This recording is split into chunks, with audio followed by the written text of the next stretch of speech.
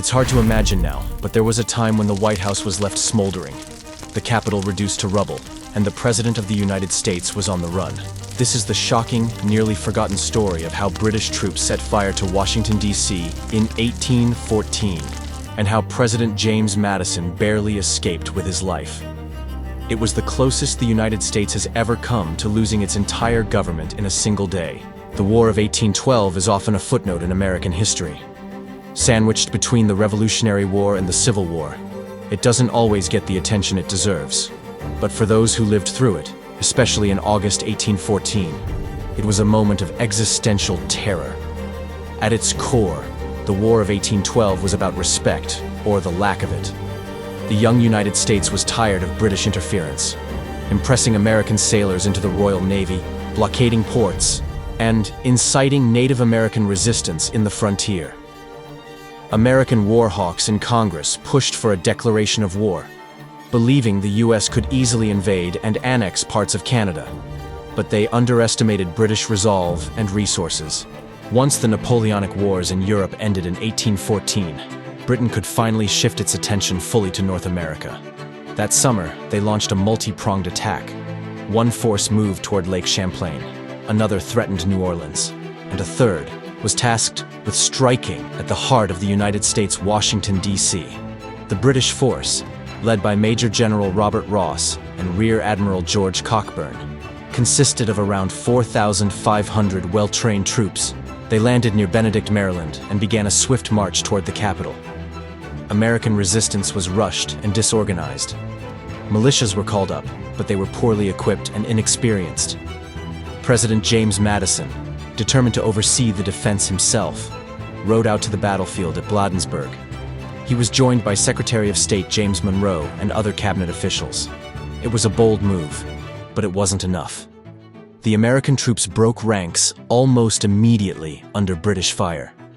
The retreat was so chaotic that it became known as the Bladensburg Races. Madison barely escaped capture. He fled on horseback as British forces advanced. His wife, Dolly Madison, remained at the White House, gathering what she could before evacuating. According to legend, she personally directed servants to save the iconic full-length portrait of George Washington, cutting it from its frame before fleeing. With no resistance left, British troops marched unchallenged into the capital. What they did next was calculated and symbolic.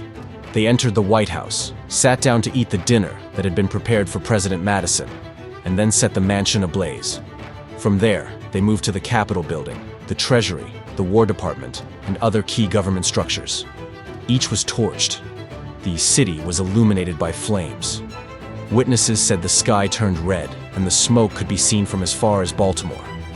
The Library of Congress, then housed in the Capitol, was also destroyed, along with countless government records. It was a psychological blow as much as a physical one, but fate or nature intervened. The day after the fires were set, a massive thunderstorm rolled in. High winds and torrential rain pounded the city. Some accounts even describe a tornado touching down near the center of Washington.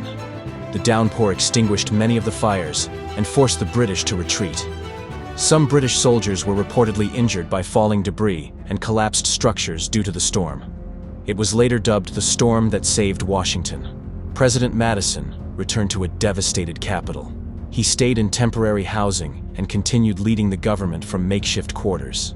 In the following weeks, citizens worked to clean up the destruction, while morale across the country wavered. For many Americans, it felt like the dream of the Republic had nearly been extinguished. But the attack had unintended consequences. Across the states, outrage turned into resolve. Even political opponents of the war began rallying behind the cause. Volunteers signed up, supplies were raised. The government, though battered, survived and learned a lesson. The war itself continued into 1815. Ironically, the most famous battle, Andrew Jackson's victory in New Orleans, occurred after the peace treaty had already been signed in Ghent, Belgium. But news traveled slowly, and for many, that victory helped salvage national pride.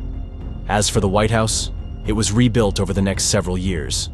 During Reconstruction, President Madison resided at the Octagon House. The original design by James Hoban was maintained, and with repairs completed, the Executive Mansion resumed its place as the symbol of American power. Yet scars remained. The British invasion of 1814 remains the only time a foreign force has captured and occupied Washington, D.C. And the image of a president on horseback, fleeing his own capital while flames consume the nation's most important buildings, remains one of the darkest and most surreal episodes in U.S. history. It's a reminder that American democracy has always been fragile, and that moments of crisis often shape the character of a nation more than times of peace. Today, the White House is one of the most secure buildings in the world.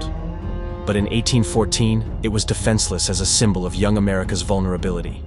The fact that the government survived, the White House was rebuilt, and that the Capitol endured is a testament to resilience. So, the next time you pass by a painting of the White House burning, or visit Washington itself, remember this: the president didn't just survive the fire. He returned, and so did the country. Thanks for watching History 101. Be sure to subscribe for more incredible stories from history's most dangerous turning points.